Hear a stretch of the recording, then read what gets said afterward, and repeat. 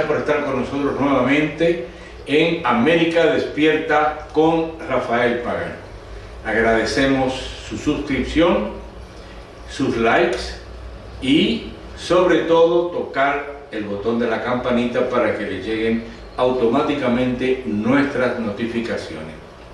Seguimos en nuestra travesía por Cuba, algo que es muy importante teniendo un presidente como el de Estados Unidos. Hay que señalar los días para saber qué dice y cuándo lo dice. Hoy es martes 17 de marzo del 2026 y el día de ayer, aunque tanto los cubanos como los norteamericanos han señalado que hay negociaciones entre Estados Unidos y Cuba, pues Donald Trump amaneció con que va a invadir Cuba. Él va a tomar posesión de La Habana y va a ser públicamente el señor de La Habana. Esas son las últimas declaraciones que tenemos con respecto al orangután naranja, aunque muchos entienden que este exabrupto contra Cuba obedece a que 12 países, de los cuales 10 son aliados aparentemente de la OTAN y afines, porque Japón no estaría incluido, le han rechazado su solicitud de colaborar con él en la invasión a Irán. Les está pidiendo que envíen sus barcos y tomen el estrecho de Hormuz. Tanto Japón como los otros 9 países, entiéndase Inglaterra, Francia, Alemania, Noruega y otros países le han notificado que no van, Italia, no van a participar en esa aventura, e inclusive algunos le han dicho que esa es una guerra ilegal, unilateral entre Estados Unidos y Irán. Esta situación se agrava porque sus exabruptos los quiere tomar tanto en México, también avisó que iba a invadir México, como hizo con Ecuador, y obviamente Cuba, que es su nueva adquisición o su nuevo deseo de posesión colonial al estilo siglo XIX. Y vamos a tratar de comprender por qué este odio contra Cuba. ¿Por qué 17 países de Latinoamérica se unen contra Cuba y han mantenido una guerra permanente en la Organización de los Estados Americanos y un odio irracional de parte de Estados Unidos hacia la isla? Ubiquémonos brevemente en qué ocurrió en el proceso de independencia de Cuba. Recuerden que Estados Unidos logró imponer un gobierno desde 1898 hasta el 2002, donde inició lo que llamarían ellos la democracia en Cuba. Y eso es algo que tenemos que analizar, porque el concepto de democracia es tan amplio que permite de todo. Para los norteamericanos, democracia es una constitución y que haya elecciones, mismo que hubo en Cuba. Y a partir de ahí crearon las nuevas leyes donde se pusieron aranceles, impuestos, gravámenes para todos los propietarios de tierras en Cuba. Eso le permitió a los norteamericanos, a los hacendados norteamericanos, apoderarse de todas las haciendas, tierras y sembradíos que pudieron. El cultivo de la caña, que era un monocultivo, quedó también en manos de los cubanos, de los norteamericanos. La Bacardí, aunque era productora de ron cubano, y propietaria de criollos, también tuvo injerencia norteamericana. Todo este tipo de cosas inició y dio las bases para la Revolución Cubana. En el 1959, la guerrilla cubana, Fidel Castro, Che Guevara, Camilo Cienfuegos y todos los acompañantes entran, y así cae el régimen de Fulgencio Batista. ¿Cuáles son las primeras acciones que toma el gobierno provisional de Cuba? La reforma agraria. Y la reforma agraria obviamente lleva a un litigio directo con Estados Unidos. ¿Por qué? Porque eran los terratenientes. Los terratenientes eran norteamericanos. Las haciendas pertenecían a norteamericanos. Así que una reforma agraria, por más que se hiciera cautelosa y con mucho cuidado, iba a tocar los intereses norteamericanos. Continuó lo que hoy es parte de la guerra con Irán, el conflicto con la energía, el petróleo. ¿Quién habría de procesar el petróleo que se vendía en Cuba? En un principio, la Shell, la Texaco, la ESO, compañías norteamericanas, llevaban petróleo de Estados Unidos y se procesaba en Cuba. A partir del 1960, el petróleo que empieza a llegar a Cuba es de la Unión Soviética, lo que ocasionó que estas compañías se rehusaran a procesar y refinar el petróleo, lo que ocasionó que se nacionalizaron sus propiedades. Aunque el Tribunal Supremo de Estados Unidos resolvió que Cuba, el gobierno cubano, tenía todo el derecho a nacionalizar las empresas que así se le ocurrieran, los presidentes desde Eisenhower en adelante a la fecha han combatido esa práctica. Así que tenemos dos situaciones frente a nosotros: una política que se llama democracia liberal y otra economía de mercado. Fidel Castro y compañía comienzan a tocar las dos fibras de Estados Unidos, dos fibras que los mantienen en ello en ese discurso: la democracia liberal, algo que es muy variado entre un país y otro. Hay presidente, hay primeros ministros, hay parlamento, hay representantes ante un congreso, hay delegados ante un congreso. En México en estos momentos se debate precisamente la ley electoral y la manera como van a quedar representados los elegidos en el gobierno de México.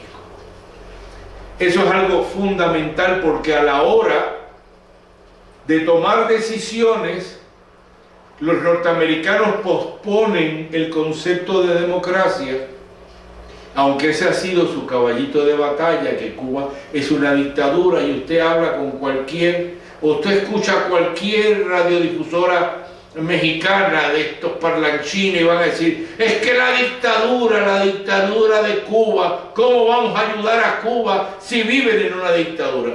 Pero en estos momentos Estados Unidos trabaja directamente con los Emiratos Árabes, con Saudi Arabia, con todas las monarquías del Medio Oriente. Ahí no hay democracia, hay monarquías directas. Eso no les importa a ellos porque media el petrodólar. Así que algo que nos lleva hacia el embargo y la sanción hacia Cuba no es tanto la democracia, no es tanto la democracia liberal, no es que hayan elecciones o no, el voto directo, secreto, y un presidente, y un congreso, y un tribunal supuestamente independiente, ajeno de toda intervención política. No, eso sirve para los discursos ideológicos de la derecha, los europeos y los países latinoamericanos sujetados al imperialismo norteamericano. Lo que realmente les dolía y les duele todavía es la propiedad. Recordemos que las bases fundamentales del capitalismo descansan en la propiedad. Se le añade la libertad y se le añade la vida, pero, como decía una persona, ¿para qué quiero la vida y la libertad si no tengo propiedad? La propiedad es el eje fundamental del capital. Ahí se sostiene. Y bueno, tienen leyes que protegen supuestamente esta propiedad, como serían las patentes, como sería el derecho de autor, como sería el registro civil de la propiedad, las casas, los edificios. Bueno, todo eso, después de la revolución, pasó en manos del gobierno cubano o del pueblo cubano. Recuerden que antes de la revolución, Fulgencio Batista tenía un burdel en Cuba. Los hoteles, los casinos, los centros de prostitución, los bailes, todo eso generaba dinero y ahí se lavaba el dinero norteamericano. Esos edificios, esas playas, esos hoteles, todo pertenecía a norteamericanos y lo perdieron. Así que el dolor y el odio es grande. Las patentes criollas, como la producción del tabaco Montecristo, la Bacardí, la Habana Club y así otros nombres famosos, entraron en litigio y hasta donde yo sé, finalmente se llegó a un acuerdo y Cuba pagó la indemnización por esas expropiaciones.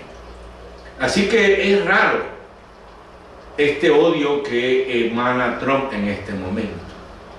Hay un punto muy importante que surge en el 1965 con la salida del Che Guevara del gobierno de Cuba.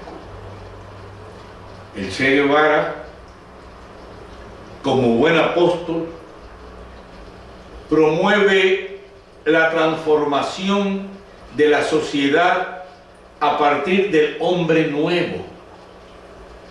Un hombre que se dedica a la sociedad con un compromiso moral y no económico. Ese discurso que surge en el 65 contradecía directamente a la burocracia soviética y al gobierno de Fidel Castro. Ese discurso de hombre nuevo, que todavía retumba en Latinoamérica porque el cristianismo, sobre todo aquellos que van a los orígenes del cristianismo, lo retoman. El que no naciere del agua y del espíritu no entrará al reino de los cielos. Ese nacimiento nuevo, que algunos traducen como una conversión y otros traducen como un cambio de comportamiento, un compromiso moral con la sociedad, con aquello que buscamos un bien para todos, van uniendo fuerzas con los socialistas, los cristianos, la teología de la liberación. El problema radicó en que abiertamente Cuba, y principalmente el discurso de Che Guevara, habló de exportar la revolución al mundo. El Che Guevara se fue a Angola y luego se fue a Bolivia a sembrar la revolución. Y de ahí los norteamericanos se han sentado y han utilizado ese discurso para decir que Cuba es exportadora del terrorismo, es exportadora de los cambios sociales que intentaron ocurrir en Latinoamérica. Salvador Allende en Chile sufrió un golpe de Estado. Lo asesinaron. Jamás permitiría el imperialismo que el socialismo se expandiera por Latinoamérica. Así que tenemos frente a nosotros un discurso de democracia liberal, un discurso de economía de mercado y, aunque el Che Guevara murió en el 1967, se quiere callar ese discurso. Y obvio hay muchos que se censuran ellos mismos, la autocensura, no se atreven a hablar, no se atreven a pensar, no se atreven a decir, me equivoqué, no me equivoqué, ¿qué debemos hacer? Tienen terror a opinar. Pero todavía en la mente de muchos sigue la imagen de Che Guevara aterrorizándolos. Para unos es un héroe, para otro es un terrorista. ¿Qué es para Trump? Pues mire, ninguna de las anteriores. Trump simplemente quiere apoderarse por lo mismo que dijimos anteriormente, porque entiende que la única manera de que Estados Unidos tenga seguridad es que domine al mundo, es que controle al mundo, y por eso invade Irán, y por eso tiene guerra con los chinos, y por eso tiene guerra con los rusos, y por eso secuestró a Maduro, y por eso amenaza a México de que lo va a intervenir, y por eso cacarea que va a declararse rey de Cuba. Es esa estrategia, no es la economía de mercado, no es la democracia liberal, ni mucho menos la construcción del hombre nuevo. Estamos ante los caprichos de un psicópata, de un narcisista, de un hombre criminal, un hombre que no se conmueve ante el hecho que ordenó disparar contra una escuela de niñas donde murieron 180 niñas. Estamos ante un asesino que no se conmueve de disparar ante un hospital. Ese es el presidente de Estados Unidos. Señores de ultraderecha mexicanos, ¿eso es lo que quieren para México? Pues van a tener problemas porque aquí ya hay mucha oposición. Gracias por estarnos escuchando. Combatamos, defendamos y viva Cuba libre y viva México y viva Latinoamérica sin los norteamericanos. Muchas gracias.